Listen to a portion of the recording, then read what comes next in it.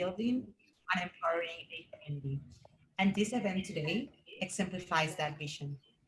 Nowadays, more than ever, people are publicly discussing inequity in order to find solutions to create a fair world for everyone. And I'm guessing this is the reason why all of you are listening on the other side. Thanks for being here and welcome to a much needed discussion about mapping out a new rhetoric in entrepreneurship.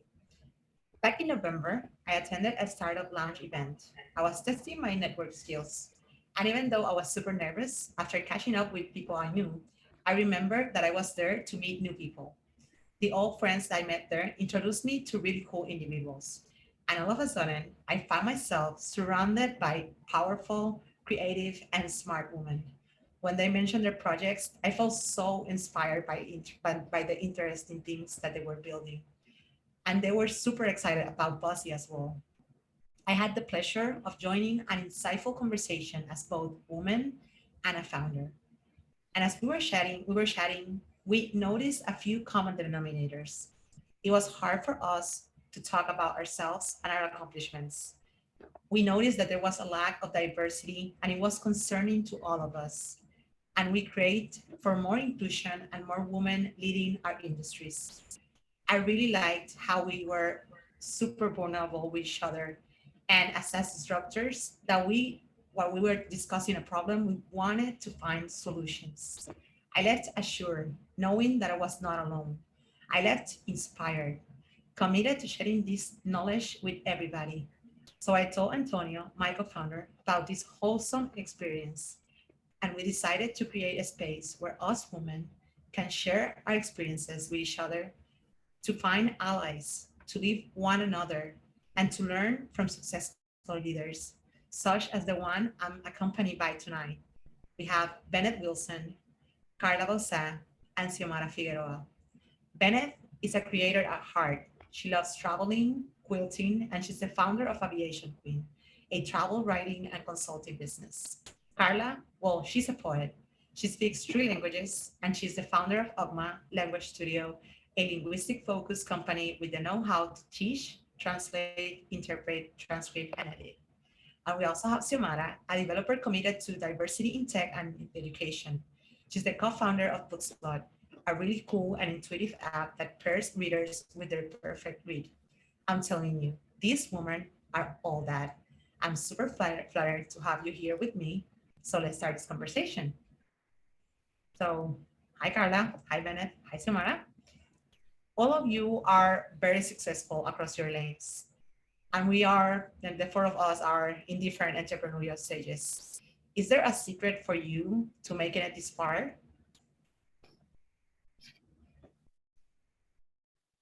Thank you, Nina. I'll kick it off. Thank you so much for the opportunity to be here and for creating this space. I think it's really important to literally create these spaces so that we can have these conversations.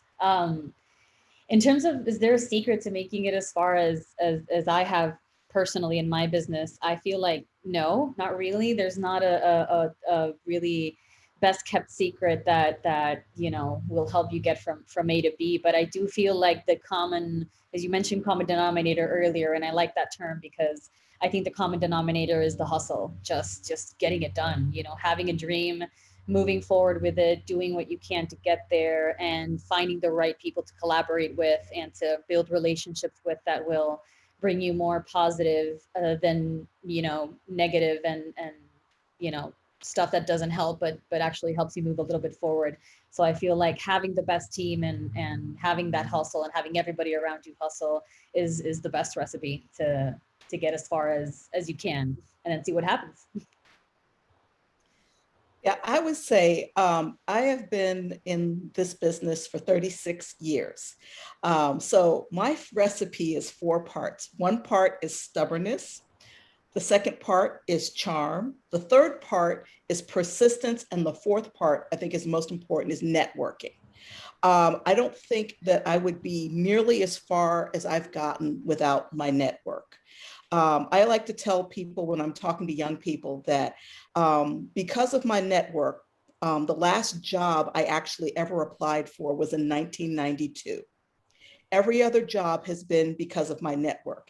And then, meeting people who think about me. I was able to start my business because I already had a name in the industry and people wanted to work with me. So I think that mix, and it never ends, like Carla said, it's just ongoing. That hustle continues. 100%.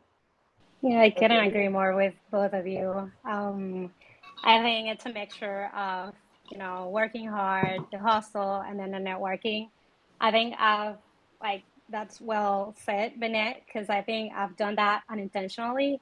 I was gonna say I don't have a recipe for or a secret for success, but I'm unintentionally have been creating and building a network of allies and other women that have found the recipe have had with all your experience. So I think it's a mixture of that, and also grateful for the women that have already, succeeded in its own way, and helping us to get there too. Okay. That's really nice. I need to work on my networking skills. I still struggle with that. Little by little, you'll get there. Yeah, I'm like, I remember that that night I met Xiomara. So I went to her and I was like, so I'm trying to network. I was super awkward. That's great. So let's do this.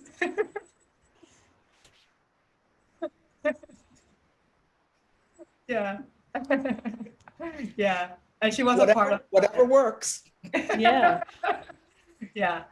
I'm pretty sure I felt like I was on my comfort zone because she seemed really nice. I don't think I would go to one person and go like, so I'm trying to network. Can you please help me out? It would be really weird, but I'm trying to learn how to do it in a more natural way. So okay, thanks for that. So I'm a copywriter. My work is around words. Carla also work with words, Benet you as well. And then Xiomara, you speak more like about a language that not everybody understand, of course. But when I found that there was a concept called man-interrupting, I felt anger, but at the same time, I felt kind of excited because I thought that the term was super witty. I mean, we've all been there. We've dealt with the loudest people in the room. They kept interrupting us, or they don't provide a space for anybody else. In fact, a report by Catalyst in 2020 and 20 found that 45% of business leaders say that it's really difficult for them to speak up in virtual meetings. And this is a place that it should be more organized and easier to talk to, right? Because you're at your home, at the comfort of your own home. Um, yeah. So if that ever happened to you, how do you deal with that? People are missing here. I mean, yeah. 6 years of this. Yes. And I think it was the worst when I actually started writing about aviation, because that is a very male dominated industry. And y'all see how I look. Okay. I can't hide even if I wanted to. And sometimes, you're in that room and I may be the only woman and I may be the only woman of color. And that happened a lot. And there is this tendency for men to talk over women. So I would just wait for somebody to take a breath, because somebody always has to take a breath when they're talking. And then I would just slide in and then they'd start again. And I would say, oh, I'm sorry. I thought you were done. You've been talking a lot. So I would like to get my point out, the charm. But sometimes you do have to throw the elbows, because they will try to shout you down and everything. And, I will just say, look, I am at this table too. I have a voice. I would like to speak my piece. I think that I have a lot to bring to this conversation. Yeah. That's actually a really I love charm, Benet. I love that that's part of your 4 pillars earlier on, because I think that for me that's always been key. I treat people with kindness, with honesty, with I never let that go regardless of who's speaking to me. And when I found myself in those situations which ironically haven't been necessarily directed at me, it's been around me. So I've seen other people get talked over. I've seen my own colleagues get, shut down over an idea or over just expressing their opinions. And I think that for me, creating a support system for them has been something really that I found I do, I don't do it consciously. It's like, oh, someone's going through some trouble. I saw that this man, spoke over her and completely shut down. And after the event, I went to her and I was like, hey, are you good? It's like, yeah, I'm used to it, but offering that sort of, lending like an ear of help seems to be helpful to them.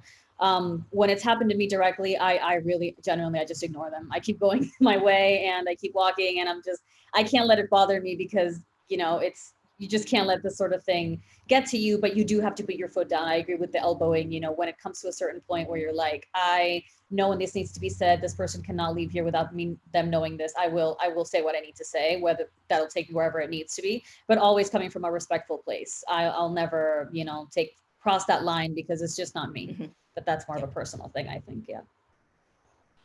I love that. I think that's great. I think for me, it's been also sort of like that, but again, not that intentional because I think my personality, like I'm more of a shy person, not necessarily talk first or strong enough, I say. But I think also my personality, like how you said, Nina, when you started the question, you said you work with words, and I think words are powerful. And I've always been like very mindful on how my words land, like in the other person. So that helps me create a narrative around that, and speak when I feel uncomfortable or when I feel like I'm not being heard. I usually, use like I'm mindful of how I use my words to try to come up with my and share my thoughts and make sure that I'm being, count in the conversation. Yeah. My concern here would be, and Carla, I don't know if you, like, if it shocked you or not, like when that person says, I'm used to it, Yeah. I would say like that's, really sucky and it shouldn't be Yeah. happening. When you get used to things that are not supposed to be happening. Um, It's a problem. I mean, I can't say that it's something that we want to aspire to, but it's something we kind of have to deal with currently. I do see strides. I do see like we're getting somewhere. Like I see it changing little by little. For instance, I work with an association, and their board of directors was, when I started out with them, was mostly male dominated, but now almost half of them are women. So little by little, year after year, it's coming around. And that is the same space where this woman told me, I'm used to it. So maybe now by this point she will say, I used to be used to it, but now look at how many other women are here to sort of, challenge that. So, I feel like it's getting better, slowly but surely. That's great. that's And I think it has a lot to do with you also what you said about, creating a space for the ones that don't speak up. And I think with more examples like that, it'll get better with time. Yeah, absolutely. Yeah. yeah. I mean, it happened to me once, and I'm not sure I was as charming as Benet. In my case, was kind of like I met with two other guys, like we were building a website, and we had a designer and we have a developer. And the developer was this person, I mean, who he would call himself alpha male. I don't think he keeps doing that. He's changed. He's changed, but he's great. Like if you think that people cannot change, this person will show you wrong. Like he has changed tons. Like I love him now. I'm not sure if I used to love him before that. And I remember that whenever I was talking, he would like I know he's really driven, so he would just start talking. But it didn't happen. Like I started saying, like, does it happen with the other guy? Like, is it me? Is it me saying like this is happening to me because I'm a woman, or is it like really, really happening? And then I noticed that whenever I tried to speak up, he would say something. He would be like, "Oh yeah, what if we did this and that?" And I'm like, "Oh yeah, that was what I was about to say, right?" And then I think the third time that happened, The day before that, one girl that used to work with me told him, like, hey, shut up. There's some people that want to talk. You just shut up. Like, she was super mad. And I don't know what happened to me that I felt empowered by her, that I'm like, I'm telling you something. And I just said, like, hey, have you noticed that you keep interrupting me every time that I want to talk? And he was like, no, I haven't been done doing that. And then the other guy said, you have. Every Mm. time she starts talking, you start talking, right after that. And he said, no, that doesn't happen. And he said, yeah, and you don't do that with me. I don't want to think that this is happening because I'm a man and she's not. And I was like, oh, Oh my like, gosh. I love so that. powerful. Hmm. I think it was the day after that, like he sent me a message, hey, Nina, I really want to talk.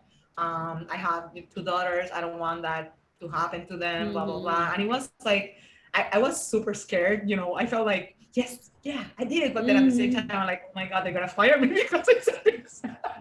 Like all these things came true. But Yeah. I felt like having that person that made me feel, I mean, the day before that, and then the guy that said, like, yeah, it has happened. I know this all the time. Um, and then the other Yeah. guy also looked at me and said, like, sorry if I didn't say anything. But it was really hard for me because I'm like, what's happening here? I didn't know if you were friends or not, but it felt like he was just trying to capitalize over the whole conversation. Yeah, it's Yeah. also about getting allies, male allies, getting, men to not only acknowledge that this is happening, but also see how, they can be allies to you, and not and speak up, or acknowledge and be like, hey, I'm sorry I didn't speak up, I will in the future. And seeing the situation, for what it is, and not brushing it aside as like, oh, we're just whining, but we're not. It happens. We see it happen every day, or in different circumstances, but we take it as normal. So getting, people aware of it, and then having them help you build that space, men and women together, that will definitely create a healthier environment for everyone to thrive in. That's Hmm. right. I think that's, it's imperative to do that. And I feel like it goes like even farther because there is a need as well to have a diverse, group as well. And, having diversity of mindsets around the table. I think that not everybody thinks about that. And then sometimes you need to, challenge the process and say like, look around you. How many women are there? How many Black people are there? How many Latins? And when I used to work in the US, that would happen. And I swear to God, I think it wasn't intentional. Like they weren't saying, I'm just going to pick all the white males here. I think it's more around perception. But it's laughing. I want to think that. I want to think that there's a better word, out there. But I think challenging that is necessary. And speaking of which, and speaking about allyship and all that, there's a concerning trend against, a lot of things that are happening that, are against that collective progress towards gender equity. How would you encourage a male ally to identify and start inclusion at work? Um, that's a hard one. Question. Who? I know Xiomara has one. I think so. I mean, I think there are many ways men can help. I think starting by listening first. I mean, it goes along with what we already mentioned about some men just talking too much, So when things like that happen, conversations that are about inclusion or minority, and you're not necessarily included as a man, as a man, a man, it's not necessarily, you don't necessarily have the context to talk about that because you're not experiencing it. Because so I think by listening first and not like driving to conclusions without having the context, or because I think for us it's easy to talk to these issues because we're like literally living it and Mm. experience it. So Mm. it's easier for us to like start those conversations. I mean, and um, sometimes they just think they know, and that they have an opinion. It's not that they can't share their opinions. only don't share it without having the context first. So I'll say first listening to what your like colleagues or other like women in your industry have to say, and then start to understand that it's not a personal issue. I think it's not with you, the person, it's with the system or the society around men and women working on the same environment. So try to not take it personally. Try to understand like why these things are happening. Like sometimes we don't even know, like we women don't know why it's happening, because it's a lot of you know biases, like unconscious things we just do as humans to like ingrained into your brain. Exactly. So we need to you need to understand that first, like none of this is personal, and that we just want to be like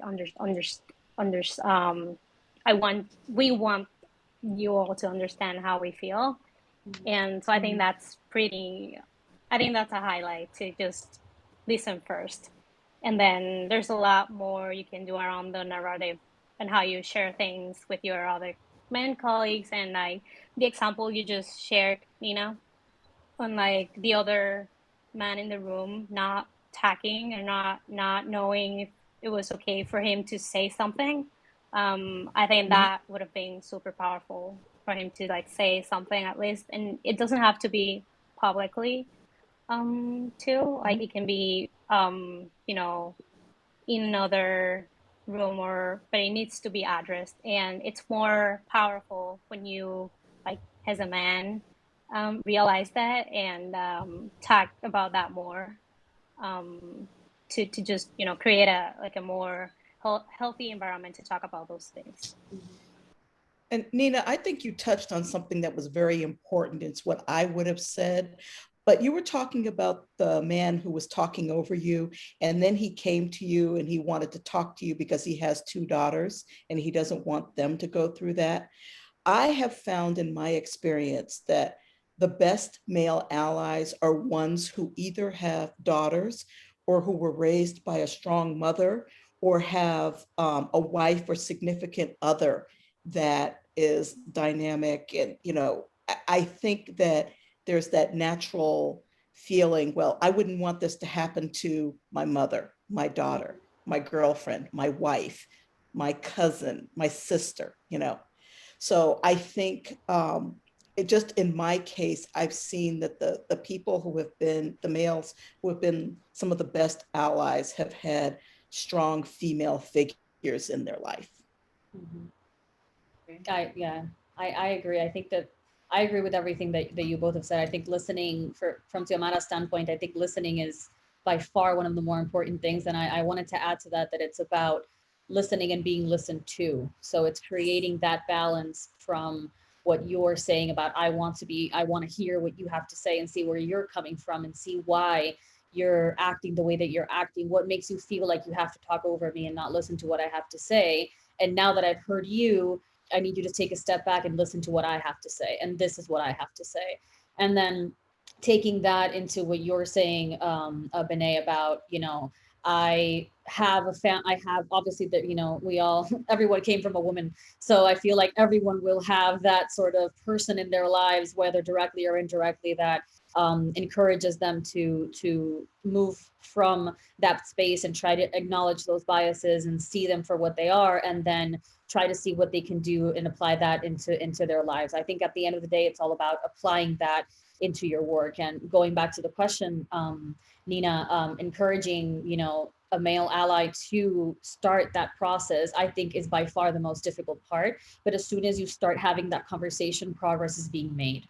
You're already bringing that up, that is already happening, that is already in that person's mind, and directly or indirectly, they start sharing that idea onwards. So as long as we keep having these conversations and this keeps being brought up, I think that we will, continue progress and hopefully get to a point where it won't be minorities and it won't be, gender equality, because we will be at that point where everyone will just have be on that same level. Yeah.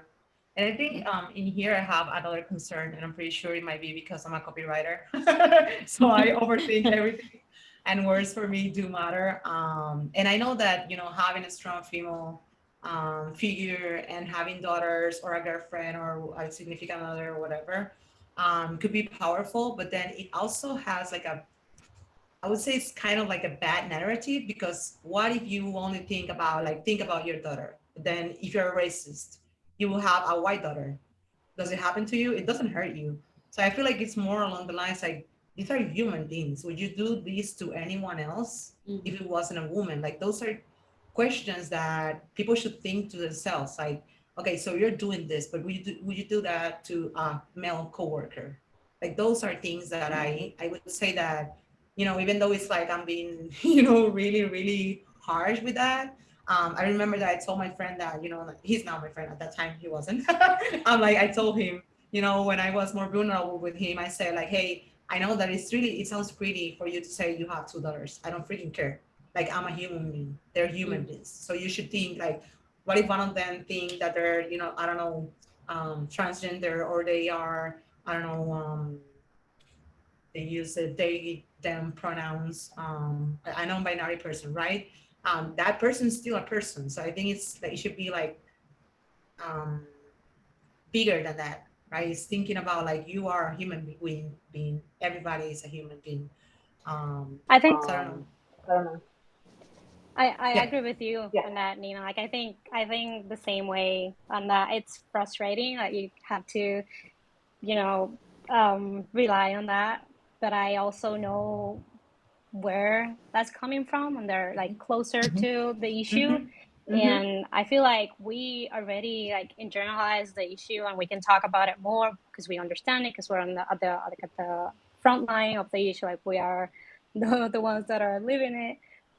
So that's why I think it's important to just be sensitive and on the other person, and like how are Mm-hmm. they, how the words are landing in the other side, because they don't necessarily know, like it's an unconscious thing again.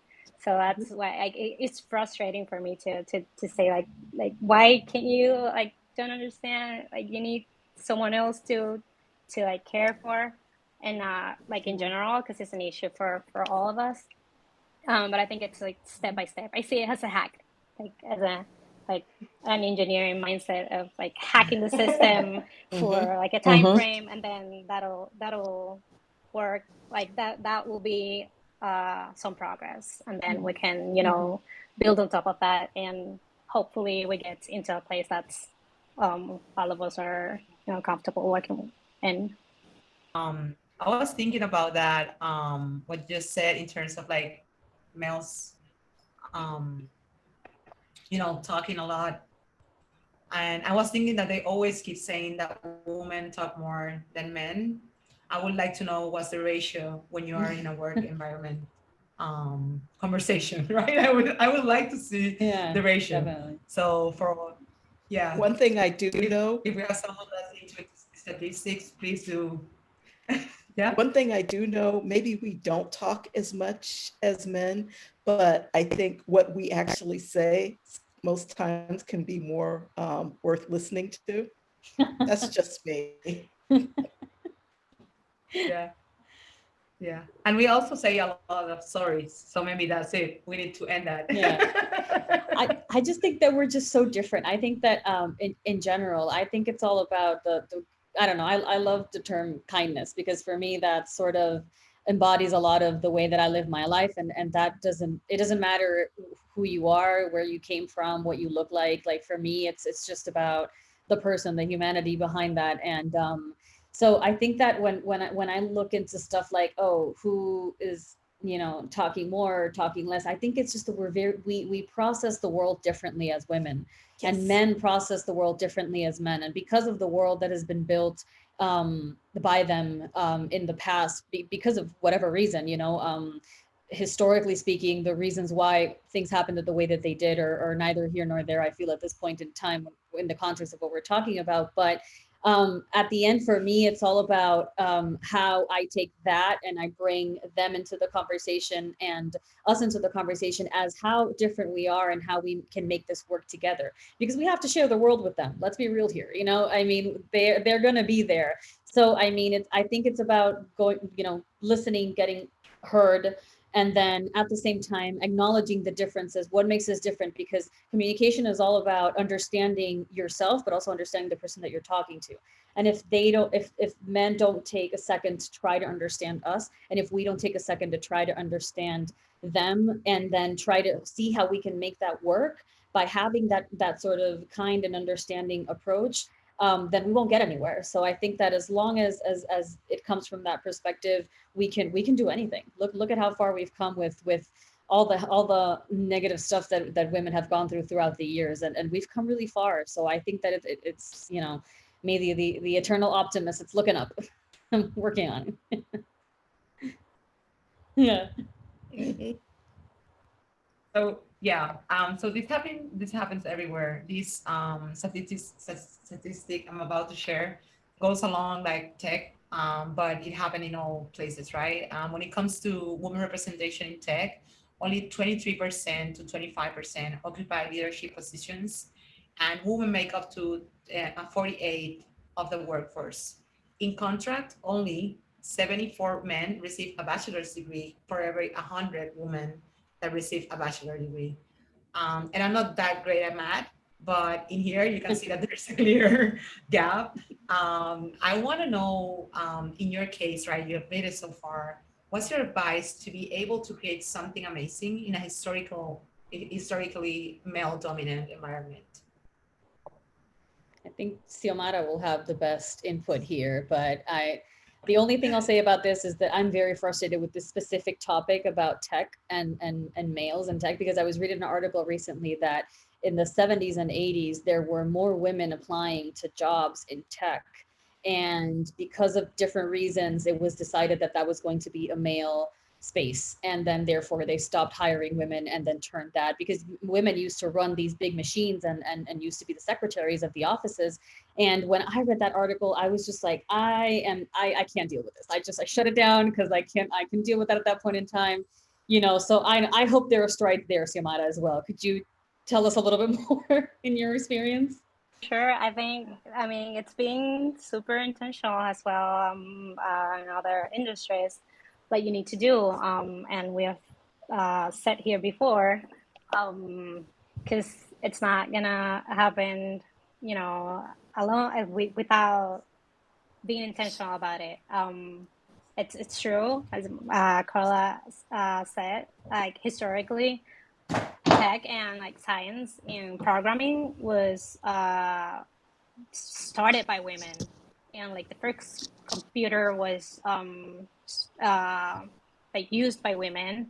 The first algorithm, the first term to say bug was a woman too that invented that. The compiler, that's the thing that understands how the computer works, was a woman too. So it's a little more frustrated, I would say, but it's, I think, the same case when it comes to being intentional about fixing it and having more women in positions that have the responsibility to do that. I think also in our case in Booksloth, we are two. Our team is mostly female, and creating that technical, it's an app, so it's very like 98% of what we do is tech and software. And we're doing it here from the island, so it's been really challenging, but it all come back to everything we've just said here in this conversation, having a network and mentors and allies that help you get to where you want to be and what you want to do. So for us, it's being like the journey is being, I think, longer because of we are a women-led startup. That's not necessarily the best things. It's like I'm not proud to say that. I wish it was different. And it's like a labyrinth. Like how I feel it, it's like I have so many doors closed, and I need to find another one to just get to where we want to be. So it's harder in that case. But again, having the intention of creating something that's, in our case, for readers as we are, and for users that align with our vision, has been something that has helped us. So again, it's a mix of, having a great network that we're intentionally building with these conversations, including this one, and just pushing to where you want to get. I actually agree. And, being in aviation, another male dominated, it has been 100%. very helpful for me to have mentors who took me under their wing. And I don't think I would have the career that I have now if it hadn't been for those mentors. But like Carla said earlier, there's also the hustle. You have to continuously hustle because people will look at you and stereotype you and underestimate you. So you have to just keep pushing through. I think one of my favorite sayings, Shirley Chisholm was in Congress in the 1970s. She's a Black woman who represented a part of New York. And her saying was, if you don't have a seat at the table, bring a folding chair. And I love that.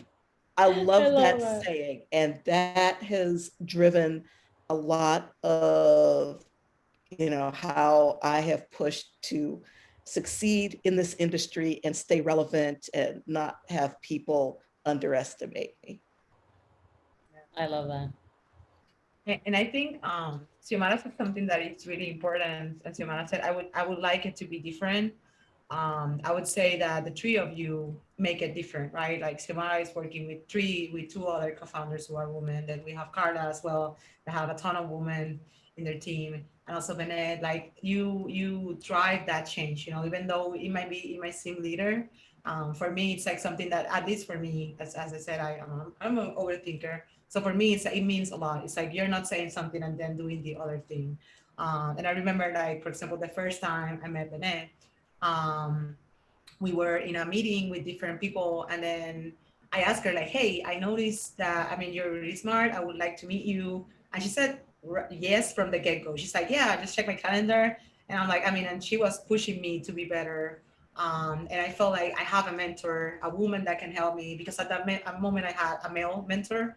And it was really different. Like, I even told her sometimes I would just say no to him because I want to meet with you, because I felt more empowered after. I hope he's not listening to this. I felt more empowered when she said yes. So I'm pretty sure that you are, making a difference. And I notice it, and I hope everybody notices as well. Thank you. So yeah, let's keep talking Thank about you. representation. um, how and we're talking about like differences and how we're making this different. And I can say that Antonio is outnumbered because most of our core team members are women. And whenever we have like a core team meeting, it's like, Antonio, you are outnumbered. For me, it feels amazing. I don't know if he noticed it at first or not, but I think it was quite intentional for us, with the vetting process that we have, the names and everything, that we make sure to empower people. How do you feel like your team is making a difference, and how intentional are you during that recruiting or finding out help process? I mean, my team, there are six of us, and we are five women and one non-binary person. So I think we're doing good. Um, honestly, but it was really natural. Like, I didn't really do anything to in my specific case. So as opposed to the tech industry and Benet's industry, the aviation industry, mine is mostly women dominated. So I think that I have sort of that going for us in the translation field, where I feel there are a lot of women who go through that, and a lot of women who reach out, and we have a really nice network of women who support each other. And by chance we sort of ran into each other, and we kind of just grabbed onto each other and wouldn't let go. So I think that the way that I'm intentional about it, though, is when I hire my freelancers. So I do try to have a really good mix of different sorts of people from different backgrounds, not only because I have to speak to the cultural aspect of translation, but also because I think it's always good to have that exposure to people from so many different places of the world, especially women, especially when people who are have different there are differences about them that make them minorities, whatever that may be.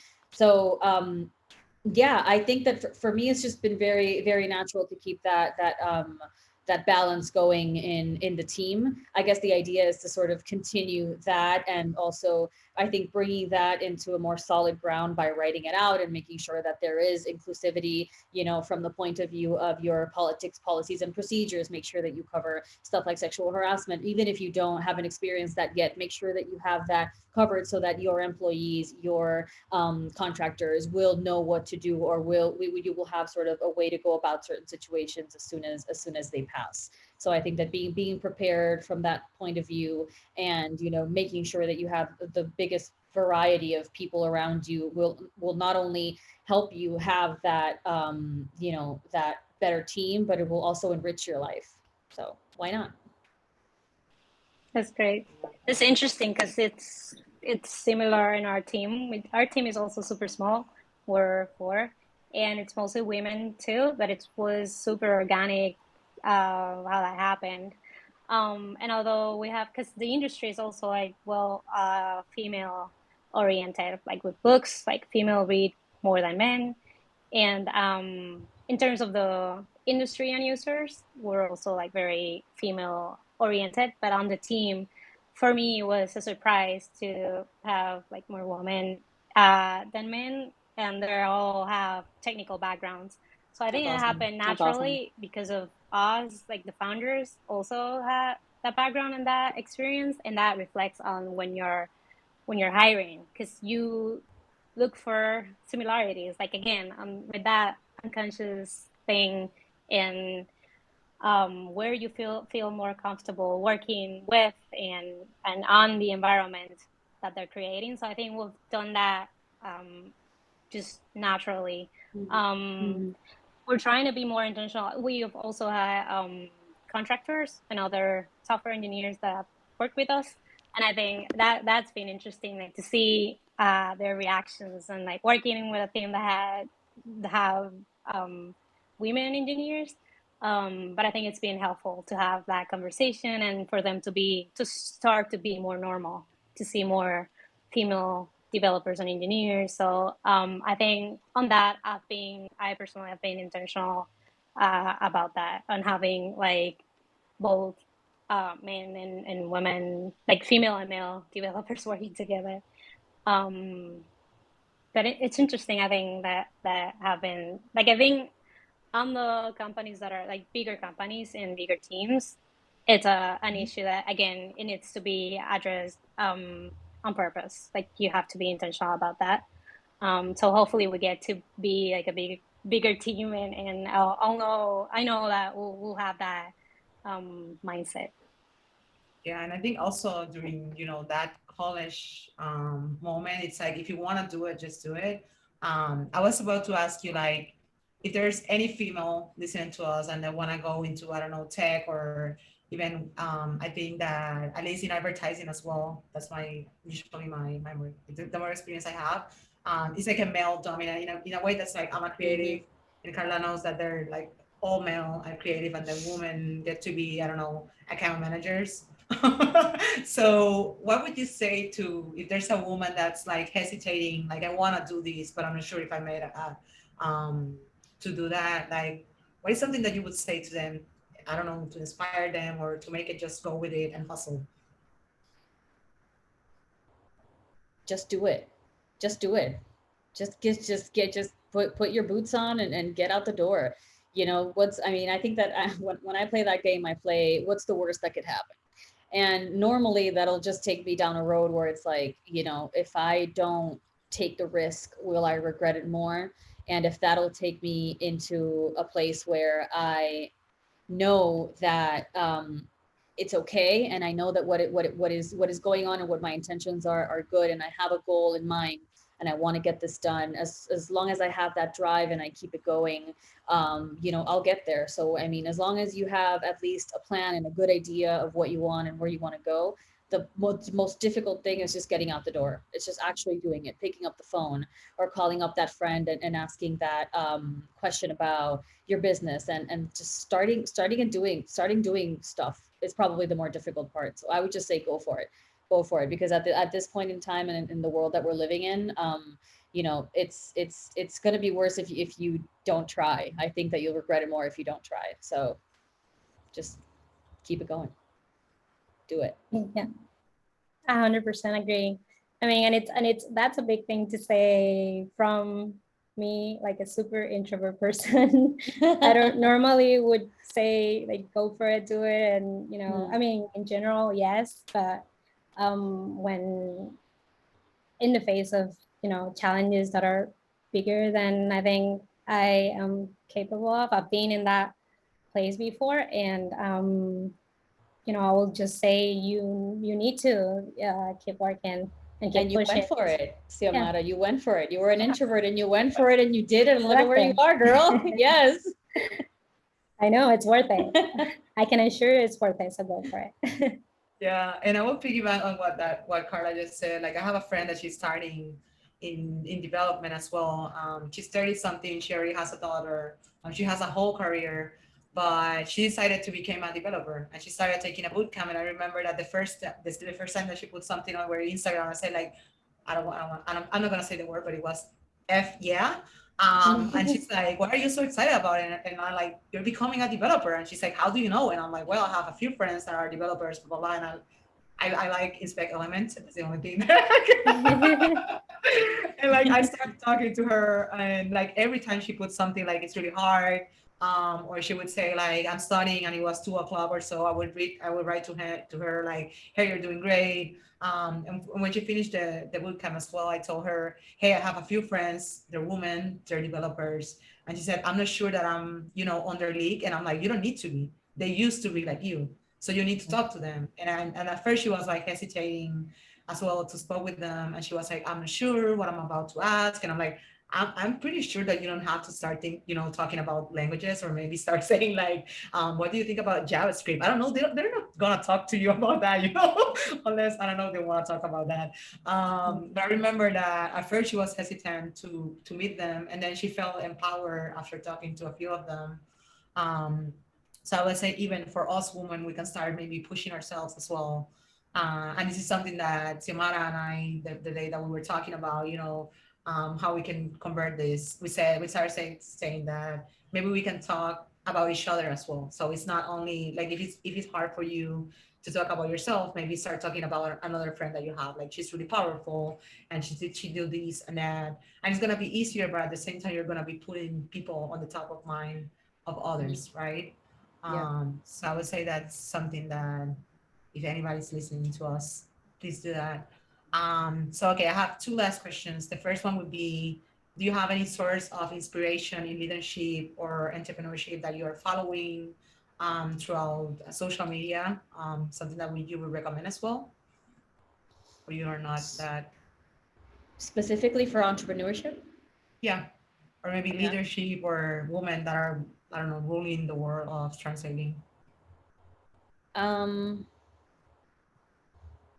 I don't know. I can't think of any of the top of my head. Do you know any pop to mind, Samara? I mean, I followed the pages of the program that we did, pre 18 and parallel 18, and they have, they do really good content in terms of starting, like yeah, oh, and in Guayacán as well. They have good uh insight, but I mean stuff that's a little bit more I don't think I follow anything like that off the top of my mind. Who are you following that we I should be do read following? I do read a lot of books of the Harvard Business Review books that have to do with like leadership or sales. I mean, I love those books because those are essays that are relatively short, and then they tackle different, they're pretty modern, so they have very pretty common things that happen nowadays and how to tackle that sort of thing from depending on the perspective. I have a leadership one, I have a sales one, and I have another one that I can't really remember. And I think that those books have been a really, really good source of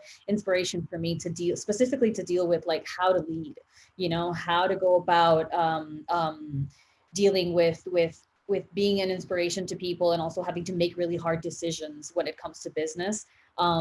Those books are good. I think that they Harvard Business Reviews, they're very good. That's good. Yeah, I don't have a specific person either. I say programs in like at least locally, Colmena Oh yeah. Susan Say, Their probably newsletter is very yeah, good. The Colmena exactly, yeah, newsletter. Yeah. yeah. But I don't know, like a newsletter or something like locally that targets or talks about female entrepreneurship in the like the female area, but they do because they're intentionally trying to get more women to Yeah. start their own businesses. So I think that's a good start on the programs locally. Then I would say on LinkedIn, I'm starting to follow on LinkedIn, but I don't have like a specific profile. I think start there with the local resources. Mhm. Yeah, that's very nice. There's one called Female Founders over Instagram, and they're really inspiring.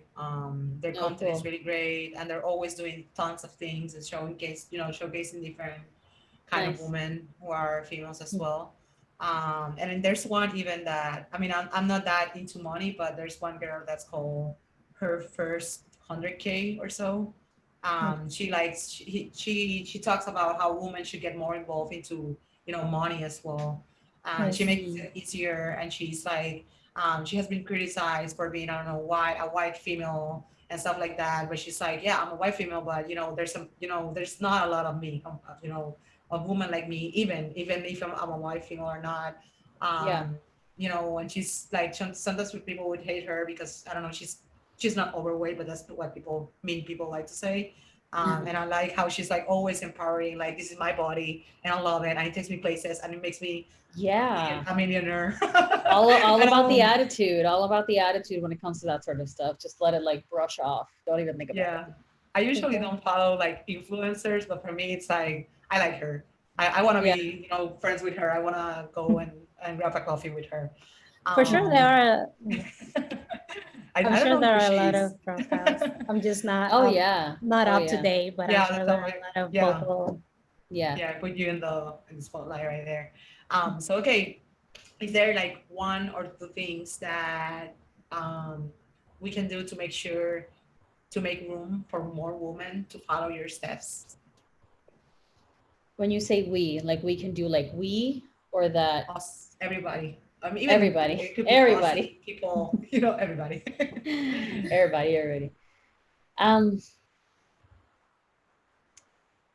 I don't know, Xiomara, if you want to step in because I'm thinking because I have a Yeah, to start their own thing. We'll Yeah, focus on that. Okay. I think yeah, I think reaching out early would be helpful because there's a lot of people already doing it that want to help you get there.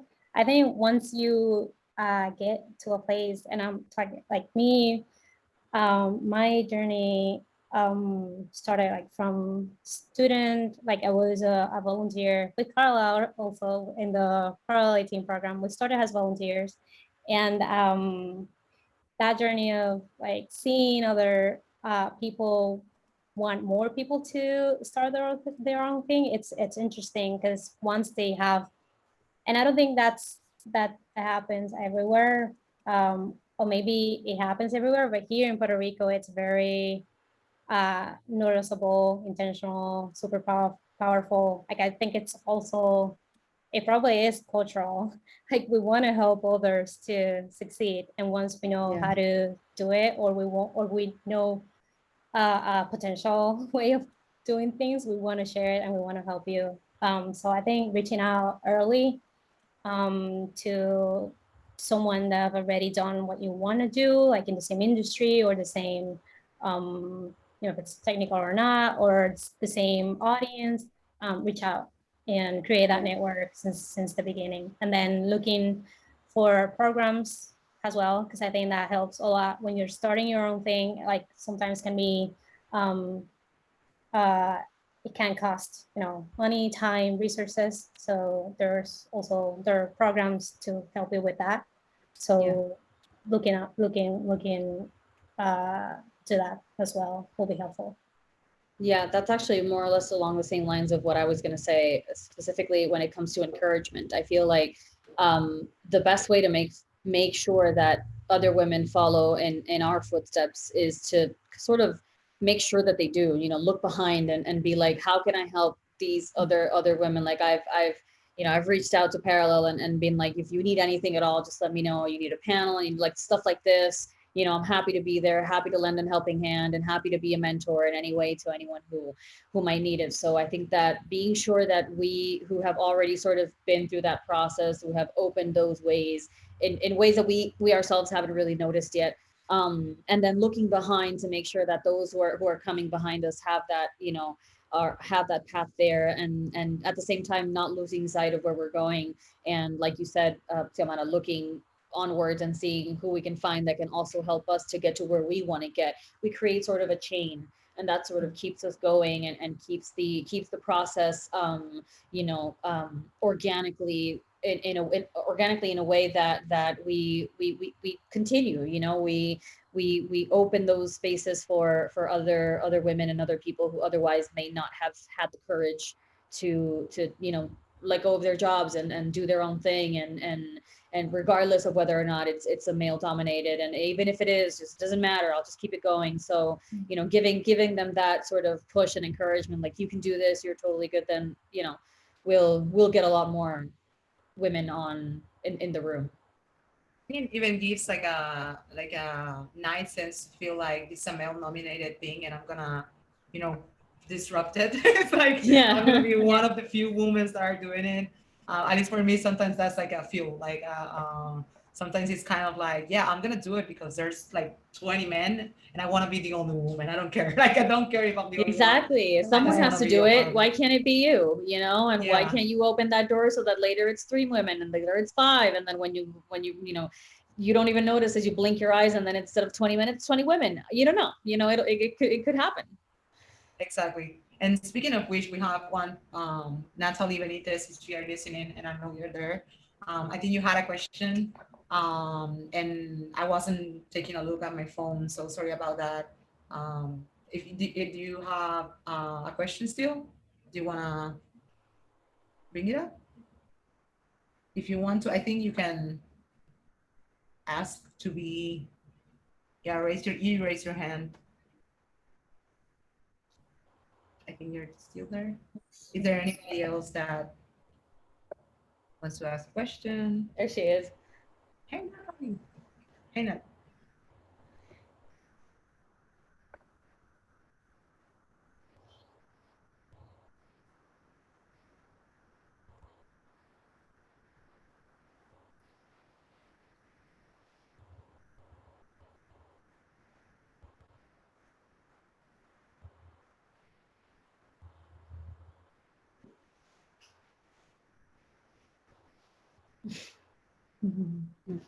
That sounds familiar. Yes.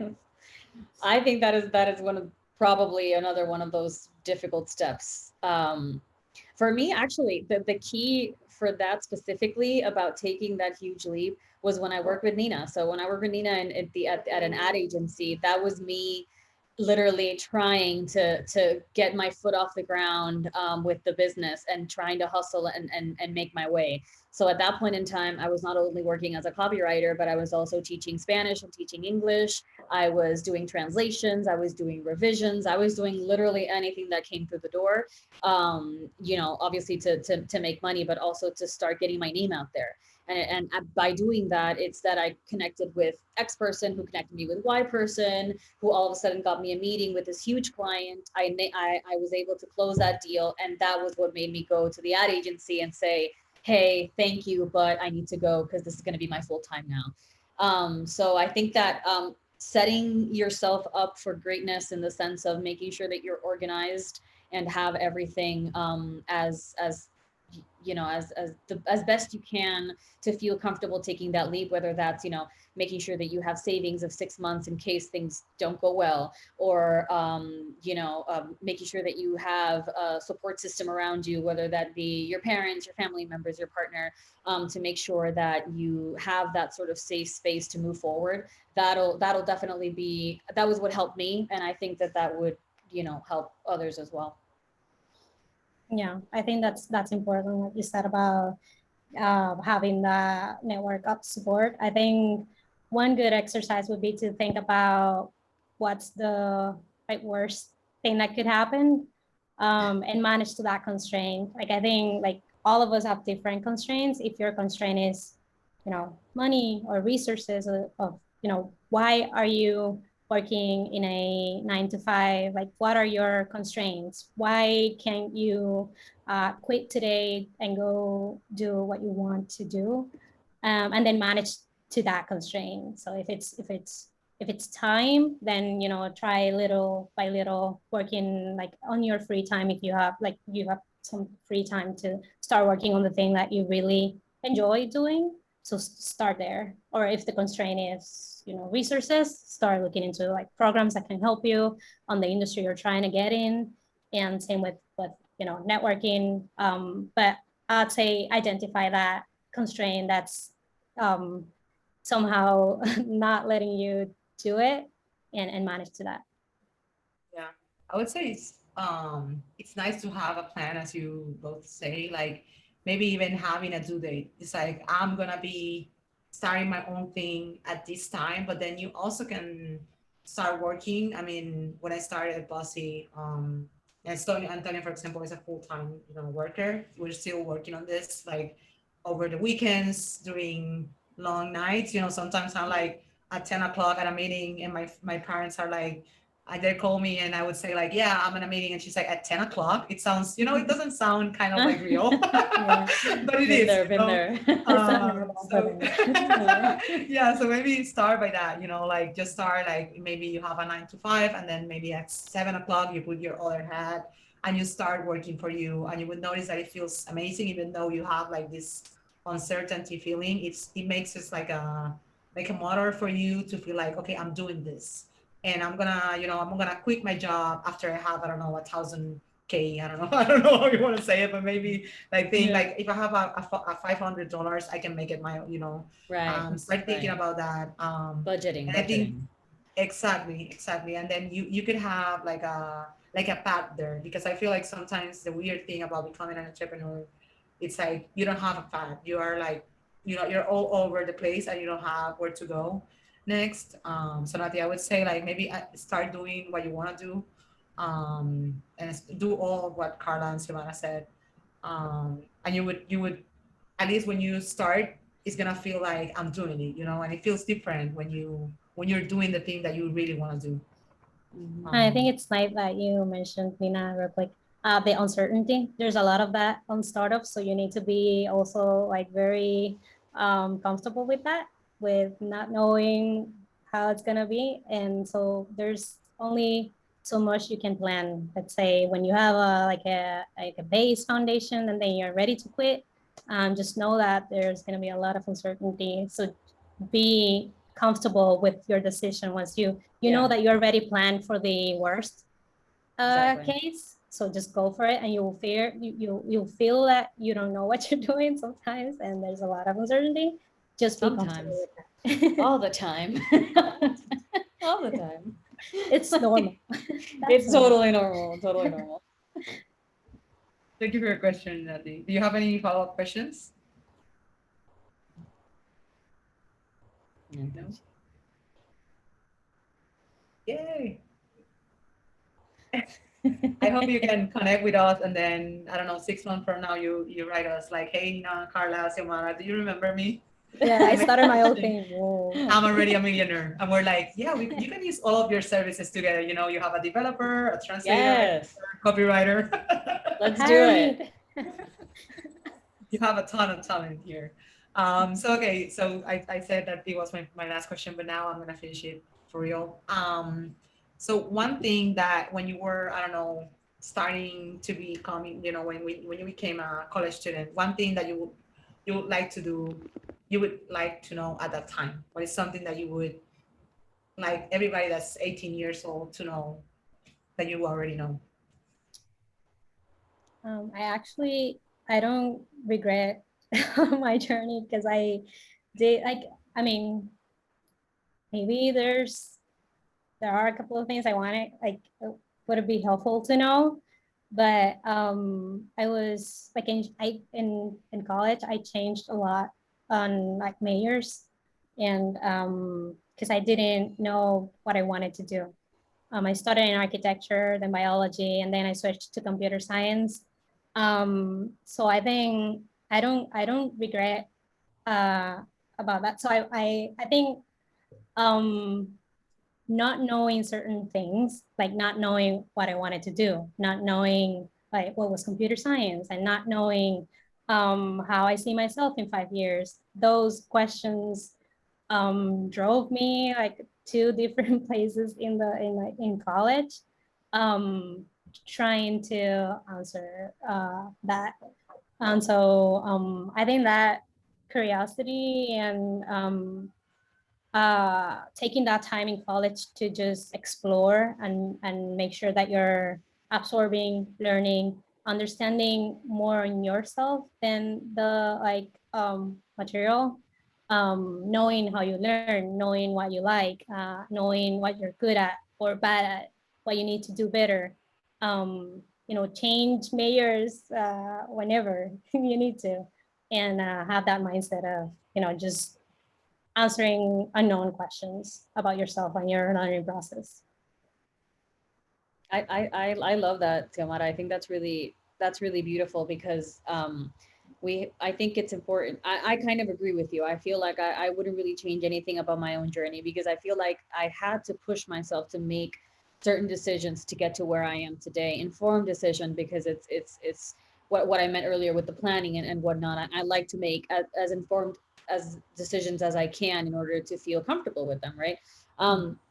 But even so, there are certain decisions where you can't really think about them too much with the uncertainty and with the pressure and with the circumstances of that point in time. You have to kind of go with your gut. And I think that my process has been learning to trust myself during that entire thing. So I think that I would tell myself I would tell myself directly to trust myself, and not necessarily have to go throughout the entire process of learning to trust myself, which is something I've always kind of known, but it's been wonderful to get to know myself along that same path.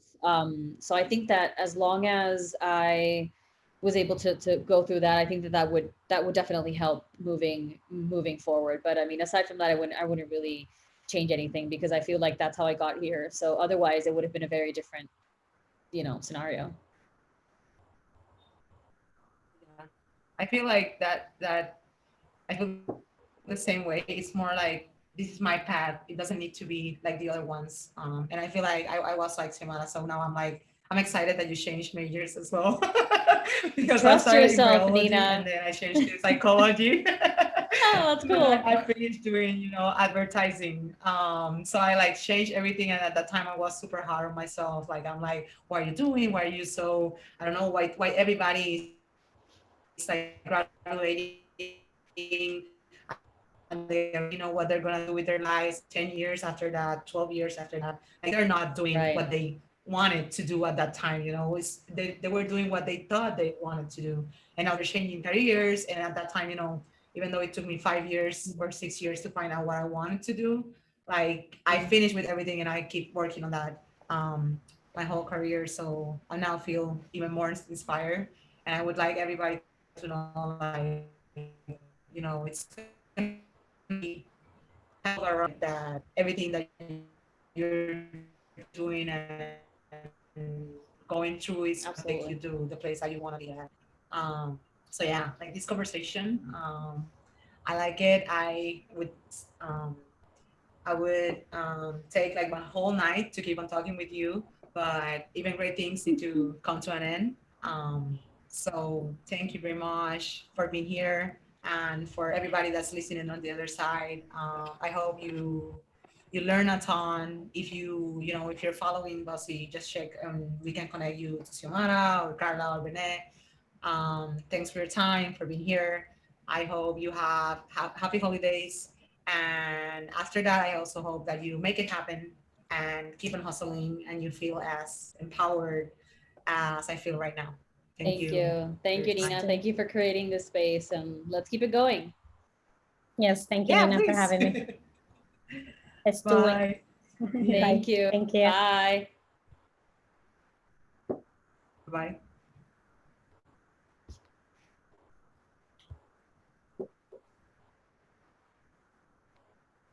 Yay. Yay.